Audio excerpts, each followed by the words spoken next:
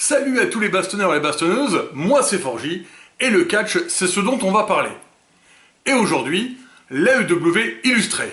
Du catch, mais avec Forgy Catch. Les vlogs all-in me prennent du temps et de l'énergie, mais j'avance. Déjà le volume 2 est disponible, plus que 2. Voici les récaps AEW de la semaine écoulée, Dynamite du 13 septembre. C'est la route de Grand Slam mercredi 20, ainsi que la construction de Wrestle Dream pour le 1er octobre. Jon Moxley contre Big Bill. L'histoire du match, à la fois une des nombreuses défenses du titre international, mais aussi une construction pour la rivalité Ricky Starks et Bryan Danielson. Big Bill est un géant puissant, il gère Mox à coups de pied dans la face et de claques pour attendrir la viande. Ricky Starks, he's a bit concerned.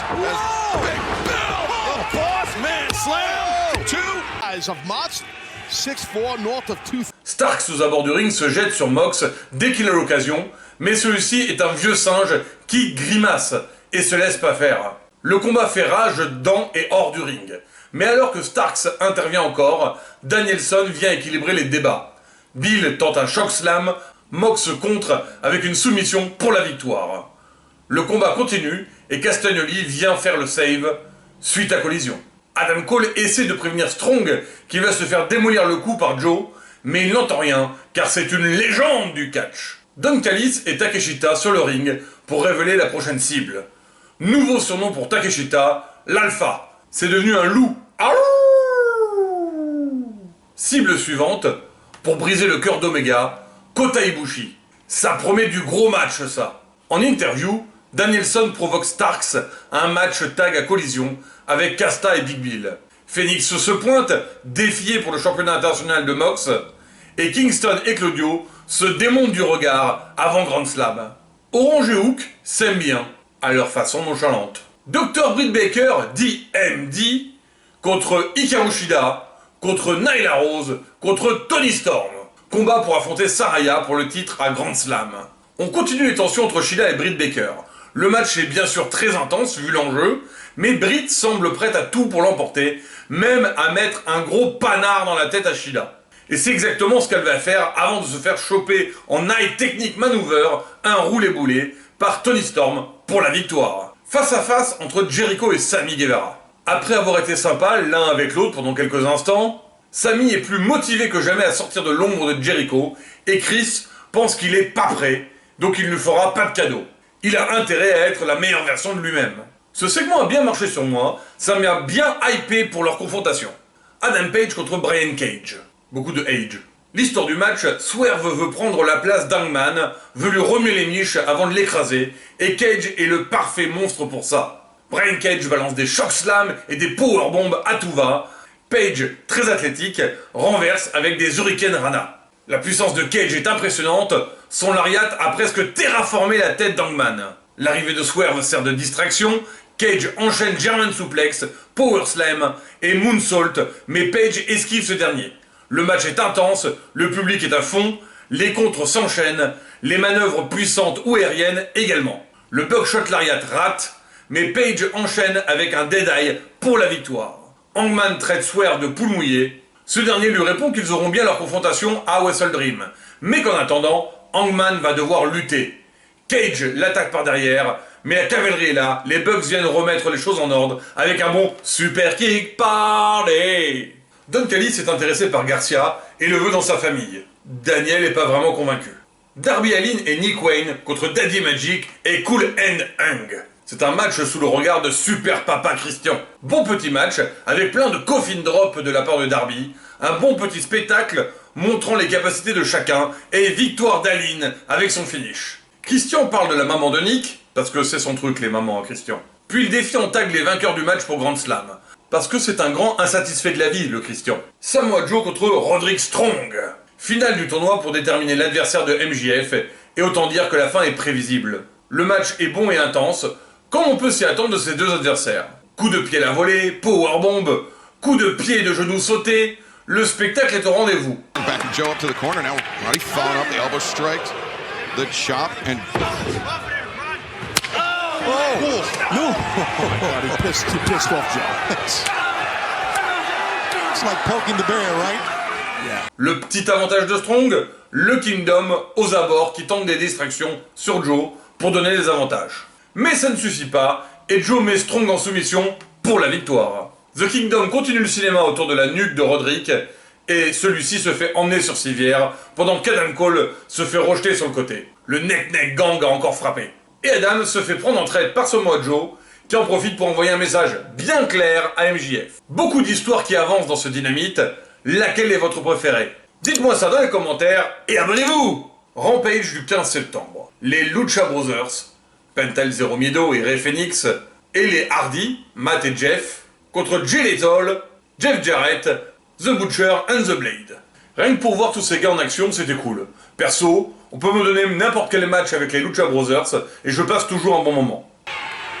Alex taking flight. Yeah! He just... Et puis Alex Abrahantes, le manager des Lucha, qui poque Kip Sabian et fait un plongeon à l'extérieur en mode Total Destroy, ça valait son petit pesant de cacahuètes. But Phoenix. And Phoenix, he needs to be careful. He can't afford to take unnecessary risks. Beautiful twisting dive there.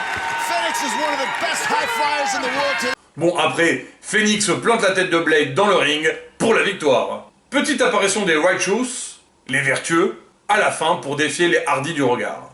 The Kingdom contre Matt Sydal et Christopher Daniels. J'en parle juste pour mettre quelques photos, parce que ça fait plaisir de voir Sydal et CD sur le ring. C'est du beau spectacle, à fond les ballons nostalgie. Bon, mais c'est le Kingdom qui gagne, vu qu'ils ont leur histoire avec Strong active. Le Neck Gang est là. Les acclamés gagnent un match, les gens sont contents et peuvent chanter 6 h d'Alias. Puis le Dark Order vient, ils veulent le titre trio, et pour se prouver, un match 1 contre 1 à collision. Allez, why not? Le main event, Jade Cargill contre Chris Statlander. Rematch pour le titre TBS, mais aussi dernier match de Cargill qui part à la WWE. Et probablement son meilleur match jusqu'ici. Je l'ai pas dit souvent sur Jade, mais là, elle est impériale. Le match est très intense, très soutenu. Combat dans la puissance entre les deux femmes. Même s'il est évident que Chris va conserver son titre, le match est à la hauteur. Cargill se donne à fond, je l'ai rarement vu aussi motivé. Plusieurs presque tombés dans ce match qui font monter la tension. Ça y va à coups de coude, d'avant-bras, de pieds dans la gueule et de genoux. Chris esquive une spire de Jade, contre avec un Friday Night Fever inversé pour la victoire. Grande marque de respect entre les deux femmes pour un bon moment de complicité. Alors, Jade à la WWE, d'après vous, ça le fait ou pas? Allez, dites-moi ça dans les commentaires. Collision du 16 septembre. Danielson et Castagnoli contre Big Bill et Ricky Starks. Starks veut se prouver avec Bryan et il est pas prêt de s'arrêter. Il est arrogant comme d'habitude et laisse le début du combat à Bill qui se fait démolir les genoux par Bryan avant de passer à Casta. Il y a de bons gros duels de puissance entre les deux, c'est du grand spectacle. Mais Big Bill est vraiment phénoménal. Il emporte les deux du BCC par une corde à linge de toute beauté. Bryan, pour sa part, continue de cibler les genoux du géant. Bel enchaînement entre Bryan et Starks, le cœur de ce match. Announcing last week could be coming towards the end, the final countdown, an odyssey underway. Right himself to the great Odysseus, returning from the Trojan Wars, and now a flurry of offense in the corner. Oh wow! Starks, cover your face. That's your money maker. Danielson still has to be careful of the right arm, which is not 100% healed. He broke it earlier in the summer against Kazuchika Okada, defeating the Rainmaker at Forbidden Door and near fall. Ça continue à se défoncer avec de multiples combinaisons. Casta a même l'occasion de faire tourner Ricky dans sa balançoire. 3, 4, 5. But Big Bill still on his feet.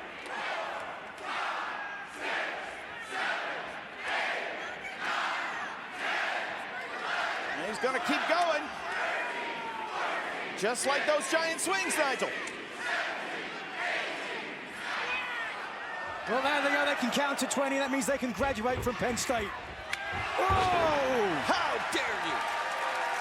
Danielson fait le show, la belle lock, souplex, mais il va se faire avoir par un low blow dans les joyeuses pendant que l'arbitre est occupé. Rochambeau de la part de Starks pour la victoire. Hangman et les Bucks se défilent à Mogul Embassy sur le titre trio ROH à Grand Slam. Miro se sent insulté par son dieu qui remet sa femme sur sa route. Les FTR ont un match sympatoche contre les Iron Savages. C'est pas juste un squash, c'est disputé, Les sauvages sont des panous de luxe, ils font bien le job pour le spectacle. Mais ils sont des programmes d'attente pour un FTR contre Aussie Open. Keith Lee va se retrouver en programme avec le Shane Taylor Promotion. Un petit programme pour refaire du Keith Lee, why not? Anthony Bowens contre John Silver. Les autres acclamés sont bannis du côté du ring. C'est un match sympatoche qui essaye de crédibiliser Silver en heel. C'est pas facile parce que le Meatman est bien ancré en tant que babyface. Bowens est un talent brut, il a du charisme qui déborde de partout, du coup, le match est plutôt fun.